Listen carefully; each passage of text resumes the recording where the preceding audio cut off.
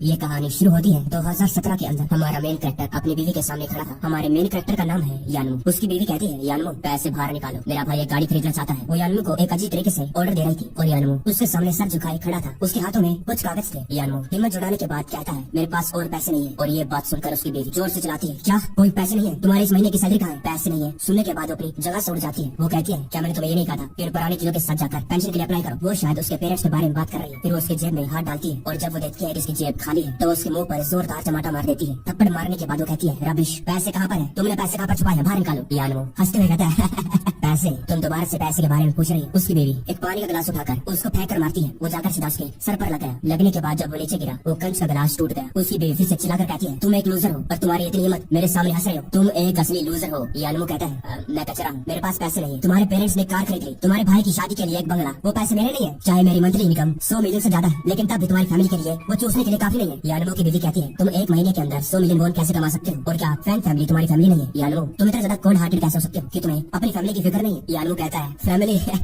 भाड़ में जाए तेरी फैमिली, अब इस फैमिली का बहुत हो गया। यानमू की बीवी कहती है, हाँ बहुत हो गया, तो जाओ ना, मर जाओ, एक बार क्यों 100 बार मर जाओ। यानमू चिल्लाकर कहता है, बढ़िया, तुझे क्या लगता है कि मैं ये कर नहीं सकता? मेरे अंदर इतनी हिम्मत नहीं है, मुझे डर नहीं लगता। यानमू की बीवी कहती है, सच्ची में मारना चाहते हो? यानमू अगर तुम्हें मरना है तो थोड़ा और इंतजार कर लो ताकि हम तुम्हारे लिए एक एक्सीडेंट इंश्योरेंस खरीद सके। कम से कम मरने से पहले कोई ये तो ना गए तुम बिल्कुल बेकार थे, अपनी थोड़ी वैल्यू बढ़ाकर जाओ। यानमू कहता है, बढ़िया, बहुत बढ़िया, फैंस हुई, तुम बहुत हिम्मत वाली हो। और यानमू पीछे घूमकर खिड़की की तरफ भागने लगा। उसकी बीवी कहती है, तुम? यानमू उस खिड़की से कूद गया। वो अपने मन में कहता है, क्या सच्ची में ये मेरी जिंदगी है? उसके बाद हमें कुछ दिखता नहीं है। यानमू की आंखें बिल्कुल ब्लैंक हो गई और अब सीन कट होता है 2009 1 जुलाई, जिसके अंदर यानमू अपनी बीवी के पेरेंट्स के सामने घुटनों पर बैठा हुआ था। यानमू की सास कहती है, यानमू तुम एकदम से अपने घुटनों पर क्यों आ गए हो? यानमू का साला कहता है, लगता है ये तुम्हारी फैमिली का कोई ट्रेडिशन है कि दरवाजे से आते ही घुटनों पर आ जाओ। यानमू वहाँ पर अपने घुटनों पर था। एकदम से उसे कुछ रियलाइज होता है। वो अपने मन में कहता है, मैं चौंक चुका हूँ, मैं जिंदा हूँ। यानमू की सास कहती है, तुम जिंदा हो या मर चुके हो? ऐसे पागल होने की एक्टिंग मत करो। यानमू कहता है, मोम। यानमू की सास कहती है, कौन है तुम्हारी मोम? ब्राइड प्राइस में 40,000 और डालो, तब जाकर तुम क्वालिफाइड होगे कि तुम मुझे मदद कर सकते हो। यानमू कहता है, आपने कहा ब्राइड प्राइस? यानमू अपने मन में कहता है, ये तो वही दिन है 8 साल पहले का जिस दिन मैंने फैन जुइली को प्रपोज करा था। यानमू की सास कहती है, 4 लाख? तुम इसके बारे में इतना क्यों सोच रहे हो? यानमू खड़ा होने लगता है और वो कहता है, मैंने इसके बारे में सोच लिया है। यानमू अपने मन में कहता है, मेरी पिछली लाइफ में मैं इस खून चूसने वाली फैन फैमिली में घुस गया था। यानमू खड़े होकर कहता है, एग्री। यानमू की होने वाली सास खुश हो गई। वो कहती है, क्या तुम एग्री करते हो? यानमू चिल्लाकर कहता है, एग्री, मेरा पिछवाड़ा। यानमू अपने मन में कहता है, अब मैं पास्ट में रचता हूँ तो मैं दोबारा गलती कभी नहीं करूंगा। उसकी सास खड़ी हो जाती है। वो कहती है, क्या ये तो क्या बात कर रहा लिटिल ब्रैट, जो मेरी बेटी है 1 मिलियन वर्थ भी नहीं करती। और यानमू की जो बीवी थी वो भी बस उसी को देख रही थी। यानमू कहता है, या तो तुम्हारे कान खराब है या फिर सर, ये जो ब्राइड प्राइस है उसके लिए मैं एक सिंगल रुपया भी नहीं दूंगा। जो यानमू की बीवी थी वो कहती है, यानमू तुम ऐसा कैसे कर सकते हो? यानमू उसकी तरफ चले लगा। वो कहता है, क्या मेरे बारे में 1 मिलियन? क्या तुम्हारी माँ अपनी बेटी को बेच रही है या फिर उसकी शादी करवा रही है? यानमू की बीवी कहती है, लेकिन ये इतना आसान नहीं था मेरे पेरेंट्स के लिए मुझे रेस करना, और क्या उन लोगों को थोड़ा ब्राइड प्राइस नहीं मिलना चाहिए? यानमू कहता है, और तुम मुझे क्या दे सकती हो? एक लूजर ब्रदर जिसे बस पैसे चाहिए। और ये बात सुनकर उसका जो साला था वो कहता है, यानमू साले लूजर किसे कह रहा है? यानमू उसकी तरफ देखकर कहता है, तू एक लूजर है, दूसरों के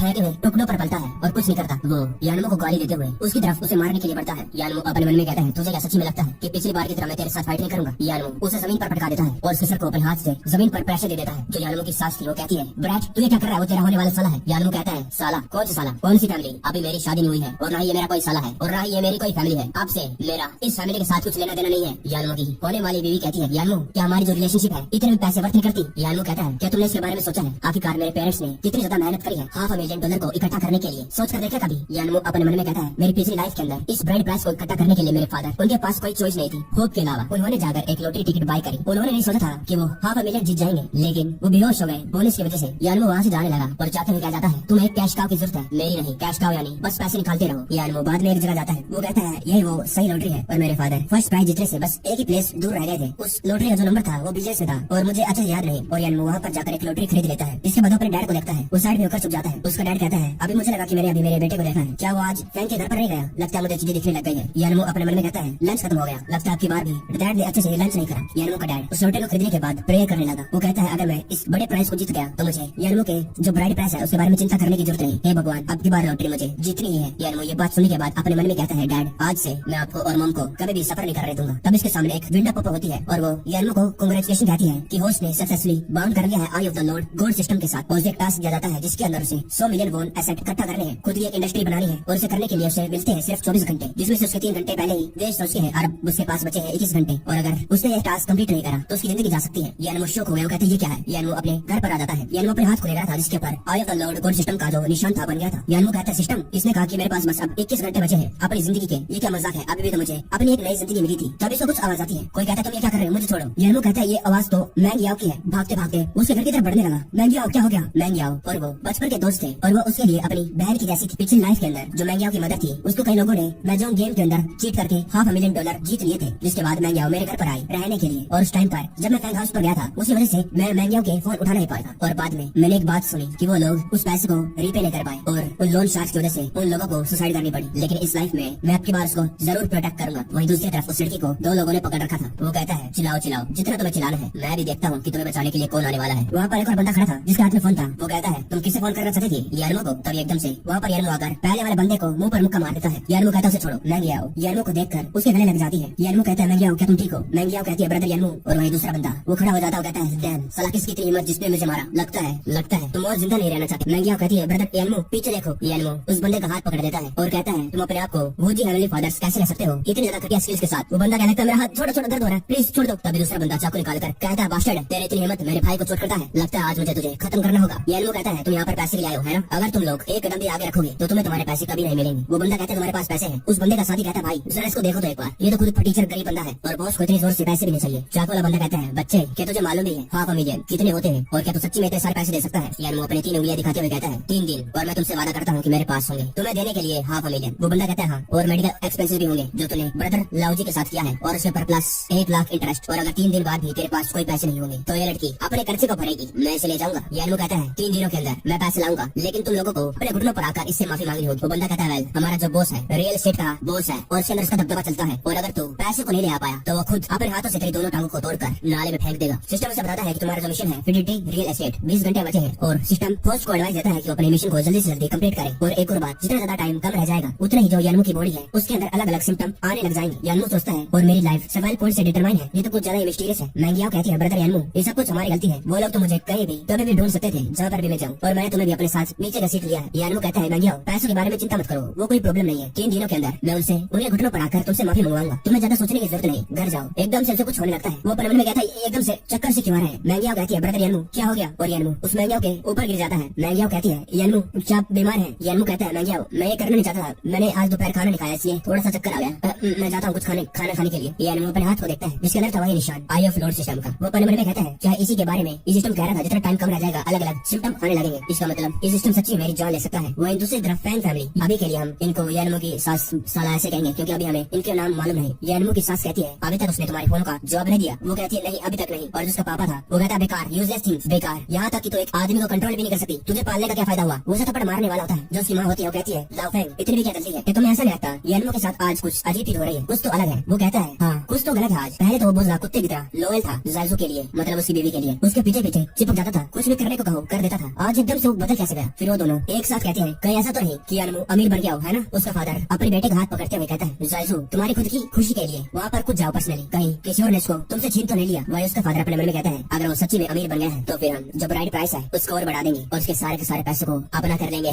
और फिर उसकी माँ कहती है हाँ जाओ जाओ। तो आखिरकार क्या हुआ है। वो कहती है ठीक है मैं अभी जाती हूँ। वो अपने मन में कहती है यानमो के पास पक्का ही कुछ न कुछ तो है जिससे वो ब्राइड प्राइस दे सकता है। वो हमेशा मेरे लिए कुछ न कुछ चीजें खरीदता रहता था, उसने पहले कभी मेरे साथ ऐसा नहीं करा। वहीं दूसरी तरफ यानमो कहता है ये लो थोड़े से फ्रूट खाओ। तभी घंटी बजती है। मैंग याओ कहती है मैं दरवाजा खोलने के लिए जाती हूँ। ये तो सिस्टर जू है, वो अंदर आती है और चिल्लाकर कहती है यानमो मुझे साफ साफ बताओ। यानमो कहता है तुम यहाँ पर क्या कर रही हो, अब हमारे बीच में कोई रिश्ता नहीं है, क्या मैंने तुम्हें साफ साफ पहले बता नहीं दिया और या फिर तुम्हारी जो लालची माँ है अभी भी मेरे पैसों के पीछे पड़ी है। वो कहती है नहीं ऐसी कोई बात नहीं है यानमो तुम मुझे बताओ क्या तुम किसी और के चक्कर में पड़ गए हो। पहले तो तुम ब्राइड प्राइस देने के लिए तैयार थे लेकिन एकदम से तुमने अपना माइंड बदल लिया। यानमो कहता नहीं लेकिन ये इम्पॉसिबल हमारे बीच में, हमारा रिलेशनशिप बहुत ज्यादा लंबा चला है और फाइनली इसीलिए मैं तुम्हें एक एडवाइस देता हूँ जितना जल्दी हो सके उतना जल्दी उस घर को छोड़ दो, शायद तुम फिर थोड़ा सा फ्रीली जी सकती हो। वो पीछे मुड़कर यानमो को कहती है तुम सिर्फ बीच मैं मेक श्योर करूंगी कि तुम इस मौके को बार बार याद करके पछताओगे। मैंग याओ कहती है ब्रदर यानमो आप और जो सिस्टर जायू है। मैंग याओ ऊपर में कहती है यानमो और यूजू पहले तो एक दूसरे से बहुत ज्यादा प्यार करते थे, आखिरकार एकदम से ये कैसे हो गया। यानमो कहता है कुछ नहीं मैं ट्रिप के लिए जा रहा हूँ और शायद आज रात वापस ना आऊं, तुम आज रात यहीं पर रह सकती हो। यानमो अपने मन में कहता है आखिरकार मैं स्टूपिड रिलेशनशिप के बारे में क्यों सोच रहा हूँ, भूल जाओ फॉरगेट इट, बाहर जाकर बिजनेस अपॉर्चुनिटीज के बारे में देखते हैं आज कौन सी अवेलेबल है। जान चैंग वहाँ पर बहुत सारी भीड़ थी, उनमें से एक रिपोर्टर कहता है आप वेयर है डबल बॉल लॉटरी की है ना। यानमो पर कहता है डैड यहाँ पर प्राइज को कैश करवाने के लिए आए हैं। यानमो का डैड कहता है मैं तो बस अपने बेटे के लिए घर खरीदना चाहता हूँ और उसकी शादी करवाना चाहता हूँ। यानमो एक अखबार को अपने ऊपर लाकर वहाँ से जाने लगा ताकि जो न्यूज रिपोर्टर वाले हैं उसे तंग न करें। फिर वह खंबे के नीचे जाकर खड़ा हो जाता है। वो कहता है सिस्टम चाहता है कि मैं फिडेलिटी प्रॉपर्टीज को खरीदूं और जो फिडेलिटी रियल एस्टेट है वो सच्ची में मोस्ट कन्वीनियंट बिजनेस है इन्वेस्ट करने के लिए। और अभी के टाइम पर कोई भी फ्यूचर के बारे में नहीं सोच रहा आखिरकार कितना ज्यादा फायदा हो सकता है, क्योंकि किसी को नहीं मालूम आखिरकार फ्यूडा की लोकेशन कहाँ पर होने वाली है। लेकिन किससे मालूम था कि फ्यूचर में आगे जाकर लार्जेस्ट बिजनेस कैपिटल जियांजान सिटी की यहाँ पर होने वाली है। और अगर मैं इस फ्यूडा को टेक ओवर कर लूं तो आने वाले कुछ सालों में मैं जिंगजियांग का रिचेस्ट मैन हो जाऊंगा। दैट्स राइट, ये जगह, ये जमीन मेरे बिजनेस की शुरुआत है, मेरी अपॉर्चुनिटी पैसा कमाने की आने वाली है। ये है फिडेलिटी रियल एस्टेट। 9:20 वहाँ पर कई सारे लोग थे। यानमो कहता है फिडेलिटी ग्रुप बैंकरप्ट हो गया था, है ना, लेकिन यहाँ पर इतने सारे लोग क्या कर रहे हैं? क्या इसका मतलब किसी ने ये अर्ली स्टार्ट कर दिया? फिर से यानमो के दिल के अंदर दर्द होने लगा। वो कहता है मेरा दिल, अगर मुझे बैंक से पैसे निकालने के लिए नहीं जाना पड़ता तो मेरा बहुत सारा टाइम वेस्ट नहीं होता। तब एक बंदा यानमो के पीछे था। वो कहता है साइड हट जाओ, बैनर यहाँ पर आ गया है। यानमो कहता है तुम लोग कौन हो? वो एक वर्कर कहता है यंग मैन, हम यहाँ पर स्ट्राइक पर हैं, हमें अभी तक हमारी तनख्वाह नहीं मिली है, 6 महीने से ज्यादा का टाइम हो चुका है। यानमो कहता है ये तो एक कॉमन बात है, कंस्ट्रक्शन साइट ऐसे ही डीले करती है, लेकिन तुम लोग इतनी छोटी सी बात पर इतना बड़ा हंगामा क्यों कर रहे हो? तब एक बंदा कहता है हमने सुना है जो हमारा बिग बॉस है वो सारे के सारे पैसे लेकर भाग गया, और जो सेकंड बॉस कोंगरू है वो पहले ही बहुत सारे पैसे गवा चुका है और बहुत सारे कर्जे में है, और कोई भी रास्ता नहीं है कि वो लोग हमारे तनख्वाह को हमारे पैसों पैसे दे सकते हैं। हर कोई अपने पैसे लेने के लिए आए हैं। यानमो कहता है क्या बिग बॉस पैसे लेकर भाग गया? क्या ये न्यूज सच्ची भी है? वो बंदा कहता है ये खबर कंपनी के अंदर से आई है, वो कोंगरू आ जाएगा और हम उसका रास्ता रोकने के लिए यहाँ पर खड़े हैं। यानमो कहता है थैंक यू अंकल। यानमो अपने मन में कहता है क्या बात है, अभी भी एक मौका है दोबारा जिंदा रहने का, मैं इतनी जल्दी मरना नहीं चाहता, मैं जिंदा रहना चाहता हूँ। वहाँ पर लोग चिल्ला रहे थे कोंगरू हमारे पैसे वापस करो, अगर तुम आज पैसे वापस नहीं करोगे तो हम तुम्हें जाने नहीं देंगे। क्या तुम इंसान भी हो? ऐसे वर्करों का पैसा खाते हो? अंदर 2 जने बैठे थे, एक टकला और एक था चश्मे वाला। ये चश्मे वाला जिसके गर्दन पर सोने की चैन थी वो और कोई नहीं बल्कि इस फ्यूडा यानी इस कंस्ट्रक्शन कंपनी का मालिक है, जिसका नाम है कोंगरू और ये 40 साल का है। और जो साइड में है गंजा लीबाओ, वो है कोंगरू का बॉडीगार्ड। लीबाओ बॉडीगार्ड कहता है मिस्टर कोंग क्यों ना मैं अपने लोगों को बुलाकर ये सारे टमाटरों को यहाँ से सबक सिखाकर दफा कर दूं। कोंगरू कहता है उसका क्या फायदा, यहाँ पर पहले ही कई सारे लोग, कई सौ लोग आ चुके हैं और तुम कई सौ लोगों को बुलाकर इनके साथ फाइट करने के लिए बुलाओगे, और इसके बाद जो मौतें होंगी, इनकी हड्डियां टूटेगी, इनको इंजरी होगी, उसकी रिस्पॉन्सिबिलिटी कौन लेगा? तभी यानमो वहाँ पर आकर टक टक कर देता है। वो बॉडीगार्ड घबरा गया। वो कहता है सिस्टम मुझे बताता है कि तुम्हारे पास बस 25 मिनट बचे हैं, उसके बाद तुम मर जाओगे। यानमो उनकी गाड़ी में घुस गया। वो बॉडीगार्ड कहता है साले तुझे अंदर आने के लिए किसने कहा, बाहर निकल। यानमो कहता है मिस्टर कोंग मेरा नाम है यानमो और मैं आपके साथ बिजनेस करने के लिए आया। वो बॉडीगार्ड यानमो को कुदरत लेता और कहता है कि तूने बात नहीं सुनी, मैंने क्या कहा? मैंने कहा यहाँ से दफा हो जा, अगर नहीं दफा हुआ तो उसके आगे जो होने वाला है उसके जिम्मेदार तुम ही होगे। यानमो कहता है अभी जो मैं कहने वाला हूँ उससे फैसला होगा कि मिस्टर कोंग अपने आने वाली जिंदगी जेल में बताएंगे या फिर आराम से फ्रीडम से। और क्या तुम्हें ये पता यकीन है कि तुम इस बात को जानना नहीं चाहते? वो बॉडीगार्ड कहता है साले बास्टर्ड तुम भी इन लोगों की तरह हो, यहाँ पर पैसे लेने के लिए आए हो। कोंग कहता है यंग मैन तुम्हें पैसों के बारे में चिंता करने की जरूरत नहीं, मैंने पहले ही ये फिगर आउट कर लिया आखिरकार पैसे कहाँ से इकट्ठा करने, और अब तुम मुझे फोर्स नहीं कर सकते हो कुछ भी करने के लिए। यानमो कहता है मिस्टर कोंग आपने लगता है गलत समझ लिया, मैं तो यहाँ पर बल्कि आपको पैसे देने के लिए आया हूँ। मिस्टर कोंग शॉक हो गया। वो कहते क्या तुम्हारा क्या मतलब? यानमो कहता है इसका मतलब है कि मैं आपकी मदद करूंगा इस फाइनेंशियल लॉस को रिकवर करने के लिए, यहाँ तक कि जो वेजेस है उनको भी भरने में मैं आपकी मदद करूंगा, लेकिन मैं इस फिडेलिटी प्रॉपर्टीज को खरीदने वाला हूँ और इस प्रॉपर्टीज का मालिक मैं हूँ। कोंग कहता है यंग मैन क्या तुम्हें मालूम है आखिरकार इस प्रोजेक्ट का इकोनॉमिक लॉस कितना बड़ा है? एक इक्वेशन को तो भूल ही जाओ, अगर तुम्हें ये जो वर्कर्स है इनकी तनख्वाह भी देनी पड़ गई तुम्हारे पूरे खानदान बिक जाएंगे। यानमो कहता है मेरे पास इतना टाइम नहीं है तुम्हारे साथ स्पेंड करने के लिए, एक नंबर का हो सीधी बात, नो बकवास। सिस्टम मुझे बताता है कि सिर्फ तुम्हारे पास 10 मिनट बाकी रह गए हैं। कोंग कहता है अच्छा ऐसी बात है, बिना 50 मिलियन के इस फिडेलिटी रियल एस्टेट ग्रुप को खरीदने के बारे में तो भूल ही जाना। इतने सारे पैसे सुनने के बाद यानमो के गाल से पसीने की बूंद फटने लगी, लेकिन यानमो कहता है बस 50 मिलियन ठीक है। वो कोंग गुस्से में चिल्लाता है साले ब्रैट अब जो तेरे बाल ले हुए हैं और तेरी इतनी हिम्मत यहाँ पर आकर बोल रहा है 50 मिलियन थोड़े से, लीबाओ इसको बाहर फेंक दो। उसका बॉडीगार्ड यानमो के कॉलर पकड़कर उसे चिल्ला कर कहता है बच्चे तुझे क्या लगता है कि कोई मजाक है? लेकिन यानमो उस बॉडीगार्ड का हाथ पकड़कर उसी गर्दन पर अपना हाथ घुसाकर उसे ही पीछे कर देता है। वो बॉडीगार्ड कहता है डैम साले। वो कोंग अपने मन में कहता है जरा इस बच्चे को देखो, ना तो ये कोई फाइटर है ना ये कोई अमीर आदमी है, जरा इसकी हिम्मत देखो, इसने लीबाओ को कैसे इतनी आसानी से रोक लिया है। उसका बॉडीगार्ड यानमो को मारने लगा। कोंग कहता है रुको यंग मैन मैं कोंगरू हूँ, मुझे मालूम है कि मेरे पास इतने पैसे नहीं है अभी के लिए कि मैं इन वर्कर्स की तनख्वाह दे सकूं, लेकिन मेरे पास इतना टाइम भी नहीं है कि मैं तुम्हारे जैसे बेवकूफ पागल इंसान के साथ घूमूं, और अगर तुम मेरा मजाक उड़ाने के लिए यहाँ पर आए तो बाद में मुझे ब्लेम मत करना कि मैं पोलाइट नहीं था। यानमो कहता है चिंता मत करिए मैं इस जमीन को मैं ही लेकर रहूंगा चाहे वो 50 मिलियन हो, मैं तो बल्कि आपको इसी टाइम पे भी कर सकता हूँ। और यानमो अपने मन में कहता है खबरों में ये बात भी थी कि जो कोंगरू है उसके पास इस लैंड के कई सारे एरिया है, और अगर ये बात सच है तो फ्यूचर में मेरी अर्निंग बहुत ज्यादा डबल होने वाली है। यानमो कहता है जितनी भी जमीन तुम्हारे नाम पर है मैं सब कुछ खरीदना चाहता हूँ। वो कोंग पूरा हैरान हो गया। वो कहता है क्या यंग मैन क्या तुम यहाँ पर मुझे बेवकूफ बनाने के लिए तो नहीं आए? कोंग अपने मन में कहता है अगर मैं इम्पल्सिव नहीं होता तो मैं पहले ही इतने सारे जो जमीन है उनको अपने हाथों से जाने नहीं देता, और अगर ये सच्ची में इतनी सारी जमीन को खरीद सकता है तो अभी यही मेरी बेस्ट चॉइस है, मैं भी अर्जेंट नीड में हूँ। यानमो कहता है मिस्टर कोंग आपको क्या लगता है कि मैं मजाक कर रहा हूँ? ज्यादा मत सोचिए बस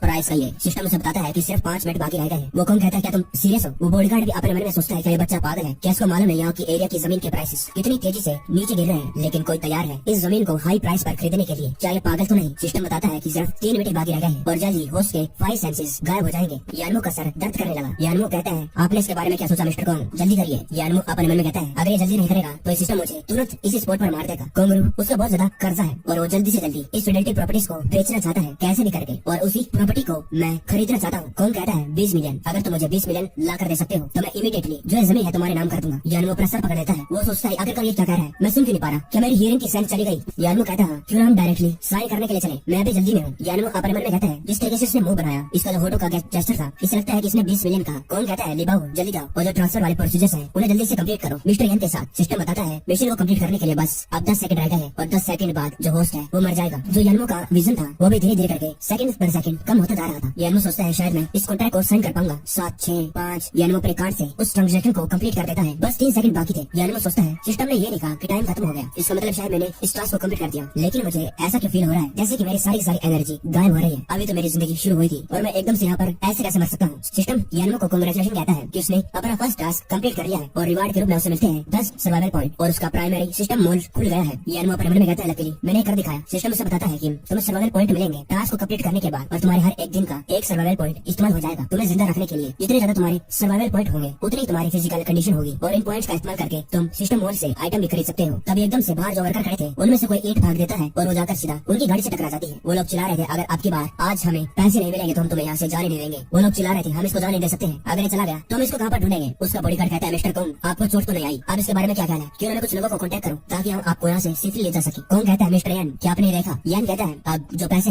आपके अकाउंट में ट्रांसफर हो चुके हैं तो आप डायरेक्टली इनकी सैलरी इनको भेज सकते हैं। यान अपने मन में कहता है मेरी बॉडी धीरे धीरे करके रिकवर हो रही है लेकिन बस 13 सर्वाइवल पॉइंट्स, इसका मतलब मैं बस 13 दिन के लिए और जिंदा रह सकता हूँ और मुझे नहीं मालूम सिस्टम का अगला टास्क कब आएगा। मुझे कोई ना कोई तरीका तो ढूंढना होगा ताकि मैं सर्वाइवल पॉइंट्स को अर्न कर सकूं। कौन कहता है जैसे कि मिस्टर यान ने कहा सभी लोगों को कहो जो बाहर खड़े हैं कि आज रात तक उनको उनके पैसे मिल जाएंगे। बॉडीगार्ड कहता है ठीक है। वो गाड़ी का शीशा खोलता है, ऊपर से वो चिल्ला कर कहते हैं सभी लोग ध्यान से सुनो, अभी के लिए आप लोग जाइए, बॉस ने कह दिया है कि आपकी जो सैलरी है आज रात तक आपको मिल जाएगी। वो वर्कर्स आपस में बात करने लगे सच्ची में जो सैलरी 6 महीने से रुकी हुई है आज रात तक मिल जाएगी। नेवर माइंड क्यों ना मेरे को एक चांस दे ही दे। एनीवे ये लोग कहाँ पर भाग कर जा सकते हैं, सभी लोग चलो वापस चलो, अगर आज रात पैसे नहीं मिले तो सभी के सभी लोग आज रात यहीं पर आ जाएंगे। बॉडीगार्ड कहता है सब कुछ खत्म हो गया मिस्टर कौन, अब हम क्या करें। कौन कहता है पहले तो कंपनी में चलो, हम मिस्टर यान को प्लान दिखाते हैं, ये फिडेलिटी बिल्डिंग। कौन कहता है मिस्टर यान ये प्लानिंग बुक हमारी प्रीवियसली। यानमो उसकी बात को बीच में रोक देता है। यानमो कहता है प्लान की कोई जरूरत नहीं, जिस जिस जगह पर मैंने ये सर्कल मार करा है यहाँ पर कुछ भी बिल्डिंग नहीं बननी चाहिए और इस जगह को जाकर तुरंत खरीद लो। और तो और कौन कहता है वो मिस्टर यान इस जगह को आपने मार करा है, ये लोकेशन है एक जगह की जो ईस्ट में है और ये बहुत रिमोट एरिया है और यहाँ का जो जमीन है पहले अबेंडेंड हो चुका है और बहुत ज्यादा सस्ता है लेकिन उसके अंदर कोई भी वैल्यू नहीं है, बेकार है और कोई भी लोग इसको ले नहीं चाहते। यहाँ तक चिड़िया है यहाँ पर शिट करने के भी नहीं आती, इतनी बेकार जगह है यहाँ पर। यान कहता है तुम इसके बारे में चिंता करने की जरूरत नहीं, जो मैंने कहा है बस वही करो। यान अपने मन में कहता है आने वाले कुछ सालों में यहाँ पर बनेंगे नए स्कूल्स और वो परफेक्ट है बिल्डिंग कमर्शियल एरिया के लिए। यान कहता है इस जमीन को खरीदने के बाद ये जरूरी है कि हम यहाँ पर एक लार्ज शॉपिंग मॉल बनाए, खास करके जिसके अंदर रेस्टोरेंट हो, एक स्नैक स्ट्रीट, एक बुक स्टोर और एक क्विक होटल। जो डेकोरेशन है वो नई और यूनिक होनी चाहिए और मैं कंस्ट्रक्शन टीम को ढूंढने का टास्क तुम्हारे पर डालता हूँ। जल्दबाजी करने की जरूरत नहीं, हमें स्टेबल वर्कर्स चाहिए लेकिन क्वालिटी ऊपर होनी चाहिए। कौन कहता है आप चिंता मत करिए मिस्टर यान मैं इसे संभाल दूंगा। यान कौन के कंधे पर हाथ रखता है, वो कहता है चिंता मत करो बस मुझे फॉलो करते रहो और मैं तुम्हें पूरी ट्रीट नहीं करूंगा, बस मेरे प्लान्स पर ट्रस्ट करो। कौन कहता है बाय द वे मिस्टर यान आज रात जिनपेंग होटल के अंदर इन्वेस्टमेंट रिसेप्शन हुई है और मैंने सुना है कि वहाँ पर कई सारे प्रोजेक्ट आने वाले हैं और अगर आप उसके अंदर इंटरेस्टेड है तो मैं आपके साथ वहाँ पर जा सकता हूँ। यान कहता है इन्वेस्टमेंट रिसेप्शन। यान सोचने लगता है कि कई सारे जो सर्वाइवल पॉइंट्स है मुझे इनकम और इन्वेस्टमेंट से मिलते हैं और अगर मैं उनके अंदर इन्वेस्ट कर सकता हूँ सक्सेसफुली तो मुझे सर्वाइवल पॉइंट्स भी मिल सकते हैं। सीन कट होता है ये है जिनपेंग होटल। यान कहता है हेलो कौन से फ्लोर पर इन्वेस्टमेंट रिसेप्शन होने वाली है आज रात। उसके पीछे एक लड़की थी वो कहती है मिस सैंग। मिस सैंग का नाम सुनने के बाद यान पीछे देखता है ये उसकी एक्स वाइफ है पिछले लाइफ वाली। यान अपने मन में कहता है फैन जोयो वो यहाँ पर क्या कर रही है। उसके साथ एक मोटा पीले वाला बुड्ढा सा था, वो उसके कंधे पर हाथ रखते हुए कहता है जब पिछली बार मैंने देखा था तुम्हें वो शायद 3 महीने पहले था लेकिन आज मैंने एक्सपेक्ट करा था कि मिस फैंग आप इतनी ज्यादा और ब्यूटीफुल हो जाएगी। फैंग अपने मन में कहती है अगर यान ब्राइड प्राइस को चुपचाप दे देता तो मुझे ये करने की जरूरत नहीं थी कि जैसे वो टेस्टिंग की मैन को मुझे एंटरटेन करना पड़ रहा है। वो बंदा कहता है मिस फैंग कहाँ खो गई। तभी उसकी नजर पड़ती है यानमो पर। यानमो भी उसको देखता है लेकिन कुछ कहता नहीं। फैंग उसे देखने के बाद थोड़ी सी शॉक हो गई, जिसके बाद उसके साथ में जो खड़ा था वो अपने मन में कहता है क्या इसका मतलब ये बच्चा और ये एक दूसरे को पहले जानते हैं। यानमो अपने मन में कहता है मैंने कुछ दिनों पहले ही तो इसके साथ ब्रेकअप किया था लेकिन ये ऐसे ड्रेस पहनकर किशोर के साथ फॉरगेट इट, ये नन ऑफ माय बिजनेस है। जो वो जा रहा था वो बंदा जानबूझकर यानमो से टकरा गया। यानमो कहता है ये तुम क्या कर रहे हो। वो कहता है और तुम क्या कर रहे हो, तुम रास्ते के बीच में खड़े हो रास्ता ब्लॉक करके। यंग मैन क्या तुम्हें मालूम है ये जगह कौन सी है और ये जगह तुम्हारे जैसे गरीब टीचर के लिए बिल्कुल भी नहीं है। यानमो कहता है और तुम भी यहाँ पर ऐसे ड्रेस पहन कर आए हो, ये तुम्हारी चॉइस है और मैं यहाँ पर मेरी चॉइस की वजह से आया हूँ। वो और ज्यादा गुस्से में कहता है लिटिल ब्रैट तेरी इतनी हिम्मत, तुझे मालूम है मैं कौन हूँ, तेरी इतनी हिम्मत मेरी गर्ल के सामने मुझसे फाइट करने की कोशिश कर रहा है। यानमो कहता है तुम्हारा इसके साथ क्या रिलेशनशिप है। फैंग कहती है तुम्हें इसे कुछ लेना देना नहीं। वो कहता है बच्चे सुना तुम्हारे साथ इतनी ज्यादा ब्यूटीफुल लड़की को चेस करना चाहते थे, सपने ही देखते रहो। यानमो अपने मन में कहता है मैंने सोचा था जो रियल फैंग है वो एक सिंपल और काइंड लड़की है लेकिन लगता है मैंने गलत सोचा था। फॉरगेट इट, मैंने पहले इसके साथ रिश्ता तोड़ दिया है और मेरा इसके साथ कुछ भी लेना देना नहीं है। यानमो 14 फ्लोर पर पहुंच जाता है जहाँ पर इन्वेस्टमेंट रिसेप्शन हो रहा था। सिस्टम उसे टास्क दे देता है पोस्ट आपको इन्वेस्ट करना है और आज रात एक बिजनेस को साइन करना है और रिवार्ड में मिलेंगे आपको 10 सर्वाइवल पॉइंट। यान कहता है ये कोई आसान नहीं होने वाला है किसी बिजनेस को साइन करना, क्योंकि यहाँ पर जो कौन है उसने पहले अपनी रिसर्च कर रखी है। यहाँ पर कई सारी कंपनीज आई है जो बहुत ज्यादा सक्सेसफुल है जिनकी सबकी जेब में अंधा पैसा है। तभी एक बॉडीगार्ड कहता है रुक जाओ, यहाँ पर तुम्हारे जैसे मक्खी की कोई जरूरत नहीं। क्या तुम्हें मालूम है ये जगह कौन सी है? यहाँ पर स्ट्रेंजर्स अलाउड नहीं है। यानमो कहता है मुझे मालूम है, ये इन्वेस्टमेंट रिसेप्शन है। वो बॉडीगार्ड कहता है अच्छा तो तुम्हें मालूम है ये इन्वेस्टमेंट रिसेप्शन है, तो क्या तुम्हें मालूम है अंदर वो लोग कौन है? वो सारे सारे बिग बॉसेस हैं और वो लोग आसानी से हजारों मिलियन ऑफर कर सकते हैं और तुम इतने क्वालिफाइड भी हो कि तुम अंदर जा सकते हो। यानमो कहता है मैं यहाँ पर कॉर्पोरेट इन्वेस्टमेंट को देखने के लिए आया हूँ, मैं भी इन्वेस्ट करूंगा, समझे? दूसरा सिक्योरिटी गार्ड कहता है आखिरकार किस प्रकार का बॉस ऐसे कपड़े पहनता है? सॉरी ये कोई हाउस कीपिंग सर्विस नहीं है, जाओ यहाँ से दबा हो जाओ, यहाँ पर उतना तमाशा खड़ा मत करो। यानमो अपने मन में कहता है क्या ये लोग मेरे कपड़ों की वजह से मुझे जज कर रहे हैं? तब एक सिक्योरिटी गार्ड वो कहता है वेलकम मिस्टर मा, और ये वो बंदा है जो फैंग के साथ था और वो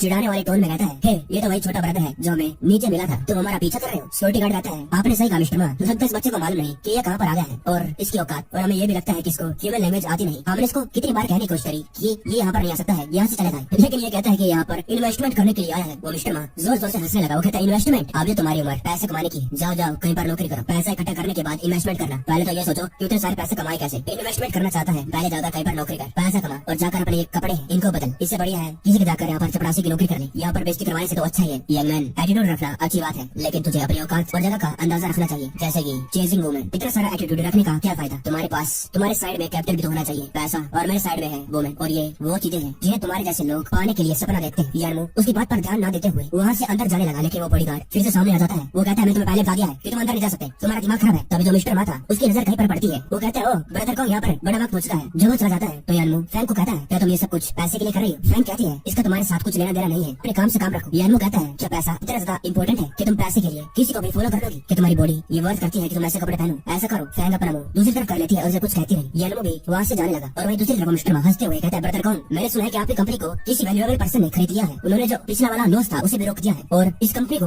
बढ़िया डायरेक्शन में ले जा रहा है। सुनकर अच्छा लगा, आपको कांग्रेचुलेशन। कौन कहता है ये बात सच है? मैं लकी था और मैं सो भी नहीं पाता था क्योंकि मुझे बहुत चिंता थी अपने कर्जों के बारे में, लेकिन मुझे नहीं मालूम था कि कुछ ही मिनटों में वो सब कुछ पलट जाएगा। मिस्टर मा आपका बिजनेस कैसे चल रहा है आजकल? वो कहता है नहीं पूरी की पूरी कंपनी कुछ अच्छा नहीं कर रही है, मेरे पास ब्रदर कौन जैसा गुड लक नहीं है। ब्रदर कौन हमेशा से हमारा एक अच्छा रिलेशनशिप रहा है। देखो जरा क्या आप भी थोड़ी सी मेरी मदद कर सकते हो अपने भाई की? मुझे उस नोबल मैन उस अच्छे इंसान से मिलाकर जिसने आपकी मदद करी। कौन कहता है मिस्टर यान? कौन कहता है मिस्टर मा मुझे कुछ काम आ गया है, हम बाद में बात करते हैं। वो यान के पास जाता है, वो कहता है मिस्टर यान। मिस्टर मा अपने मन में कहता है ये कौन को क्या हुआ और इस बच्चे को मिस्टर क्यों कह रहा है? फ्रैंक अपने मन में कहती है यार वो तो बस एक छोटा सा एम्प्लॉय है जो कुछ ज्यादा खास बढ़िया काम भी नहीं करता, आखिरकार बिग बॉस उसको मिस्टर यान कैसे कह सकते हैं? मिस्टर मा कहता है ब्रदर कौन लगता है कंफ्यूज हो गए हैं, आप एक बच्चे को बॉस कैसे कह सकते हैं? कौन कहता है मिस्टर मा तुम एक बुक को कवर की वजह से जज नहीं कर सकते। मिस्टर यान हमारी फिडेलिटी के आपसे बिग बॉस है। मिस्टर मा कहता है क्या तुम कह रहे हो कि यही है वो जिसने उस कंपनी को खरीदा है और अब उसका ओनर है? कौन कहता है यही है मिस्टर यान हमारी कंपनी के। मिस्टर मा फिर यान के पास जाता है, वो कहता है हमें जो बात करी थी उससे दिल पर नहीं लेना चाहिए लिटिल ब्रदर। नहीं मिस्टर यान मुझे सच में आपकी आइडेंटिटी के बारे में मालूम नहीं था, आगे अभी पता चला, इसलिए आप ऑफेंडेड मत होइए। यानमो कहता है मिस्टर कौन यहाँ पर टाइम वेस्ट नहीं करना चाहिए, अंदर चलते हैं। मिस्टर मा घबरा गया, वो कहता है जो भी हुआ वो सब कुछ मेरी गलती है, अपॉलॉजी के रूप में आप जो भी कोई ऑर्डर दीजिए मैं वादा करता हूँ मैं उसको पूरा करूंगा। और मैं मिस्टर यान आपको एक मील पर इनवाइट करता हूँ इन्वेस्टमेंट मीटिंग के बाद। यानमो कहता है तुम मॉडर्न हो है ना? वो कहता है हाँ मैं हूँ। यानमो कहता है दफा हो जा, जिसके बाद वो पीछे रह गया। वो अपने मन में कहता है डैम लिटिल सन ऑफ बिच, थोड़ी सी इज्जत कर दी फिर भी तो सारा सीमलेस है। तुझे क्या सच्ची में लगता है कि तू तो बढ़िया है क्योंकि बस तेरे पास थोड़ा सा पैसा है, तो बस देखता जा मैं तेरे साथ कैसे डील करता हूँ। इन्वेस्टमेंट मीटिंग के अंदर कौन कहता है मिस्टर यान कि आप कोई टारगेट लेकर चले कि किसको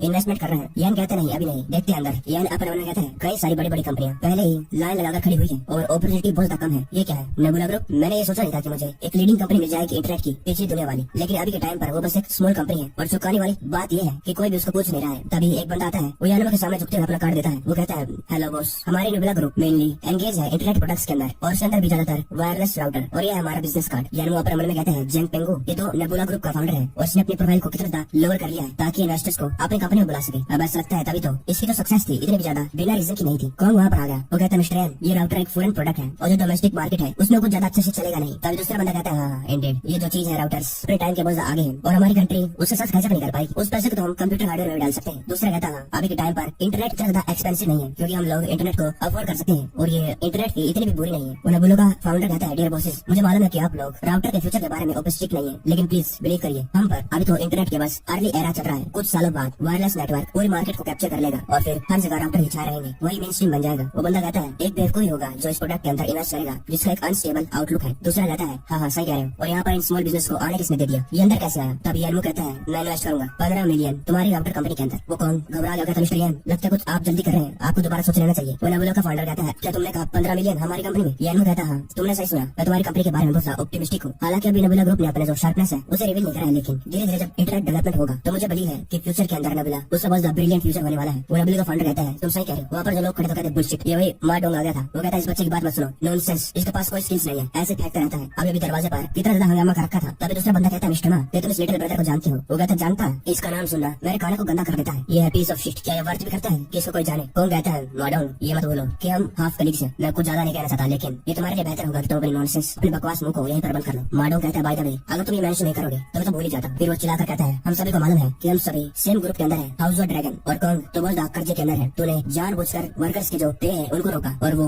एक्चुअली चाहता है कि वो उस सब्सिडी कंपनी को ले ले उस पैसे चुराने के लिए, और बाद में वो जिंगचैन छोड़कर चला जाएगा। तभी वो लोग उनमें से कहता है आखिरकार ऐसा कैसे हो सकता है? तो यान और ये कौन मिले हुए हैं? कौन कहता है तो खराब कैरेक्टर कैसे हो सकता है? अगर कौन ऐसा है तो यान वो कौन सा बेहतर होने वाला है? माडोंग कहता है कौन अगर तुम स्मार्टर होते तो तुम इसके लैपटॉप नहीं बने होते। कौन को गुस्सा आता है और उसकी तरफ जाने लगा। यान उसको रोकता है। वो कहता है अच्छा तो तुम ज्यादा कॉन्फिडेंट हो कि मेरे पास 15 मिलियन इन्वेस्ट करने के लिए नहीं है? माडोंग गुस्से में कहता है मैं माडोंग हमेशा कॉन्फिडेंट होता हूँ, खास करके तुम्हारे जैसे बुलशिट के सामने। मन में वो कहता है मैं किसी भी अमीर बच्चे को नहीं जानता जिसका नाम यानमू है, और फिडेलिटी को खरीदने के बाद इसके पास कितने पैसे रह गए होंगे। यानमू कहता है अगर ऐसी बात है तो हिम्मत है एक शर्त लगाओ मेरे साथ। बैट है कि मैं 15 मिलियन ने बोला मैं इन्वेस्ट करूंगा इमीडिएटली, और बैट ये है सच फिडेलिटी के बारे में। माडोंग फिर से जोर से चलाकर कहता है इसके ऊपर शर्त लगा रहे हो, तुम्हारे पास इतने पैसे ही नहीं है कि तुम नेबुला के अंदर इन्वेस्ट करो, ये बैट तो तुम पक्का ही हारने वाले हो। यानमू कहता है लेकिन अगर तुम हारते हो तो मेरे सामने घुटनों पर आकर अपनी गलती मानोगे, पब्लिक के सामने अपने आप को 3 थप्पड़ मारोगे और हमें फिडेलिटी के बारे में साफ साफ क्लियरली बताओगे। ऑफ कोर्स अगर मैं हारता हूँ मैं भी तुम्हारी तरह सेम करूंगा। क्या ख्याल है इसके बारे में? माडोंग अपने मन में सोचता है ये यानमू इस बच्चे के पास इतने पैसे नहीं है कि नेबुला के अंदर इन्वेस्ट कर सकता है, लेकिन हर एक चीज में एक मिसफॉर्चून होता ही है। अगर मैं हार गया तो मेरी क्रेडिबिलिटी मेरी रेपुटेशन खत्म हो जाएगी। यानमू कहता है क्या हो गया, डर गए? तभी पीछे से कोई कहता है मिस्टर मा, सभी लोग यहाँ पर बहुत टाइम से खड़े हैं इस तमाशे को देखने के लिए, और तुम सभी का मजा ऐसे खराब नहीं कर सकते हो इस मौके पर। क्या तुम एग्री करोगे? ये है टैंग नहीं, जिंगचियांग सिटी का फर्स्ट फैमिली का सेकंड यंग मास्टर। माडोंग उसे देखने के बाद थोड़ा सा घबरा गया। वो कहता है मिस्टर टैंग आप यहाँ पर? यानमू भी शौक था। वो अपने मन में कहता है टैंग ये तो टैंग फैमिली का सेकंड सन है, और पिछले लाइफ में नेबुला ग्रुप ने रॉ मटेरियल इन्हीं की फैमिली से खरीदा था, और अगर हम इनके साथ थोड़ा अच्छा रिश्ता बना ले तो फ्यूचर में नेबुला का जो डेवलपमेंट होने वाला है उसके अंदर बहुत ज्यादा फायदा हो सकता है। वो टैंग कहता है तुम लोगों को मेरे बारे में चिंता करने की जरूरत नहीं, आगे बढ़ो। माडोंग कहता है मिस्टर टैंग आप मजाक कर रहे हैं, हम तो बस ऐसा ही बेवकूफी का हम कोई प्लानिंग नहीं कर रहे हैं बैठ करने का, मुझे माफ कर देना आपको हंसाने के लिए। टैंग कहता है मिस्टर मा ये कोई मजाक नहीं है, कभी कभी तो मौका मिलता है ऐसी ज्यादा इंटरेस्टिंग चीज को देखने का। मैं यहाँ पर आया और तुमने खत्म भी कर दिया, क्या हो गया? क्या तुम्हारे मेरे साथ कोई प्रॉब्लम है? माडोंग घबरा गया। कहता है मैं तो आपको एडमायर करता हूँ, आखिरकार मेरी आपके साथ क्या प्रॉब्लम हो सकती है?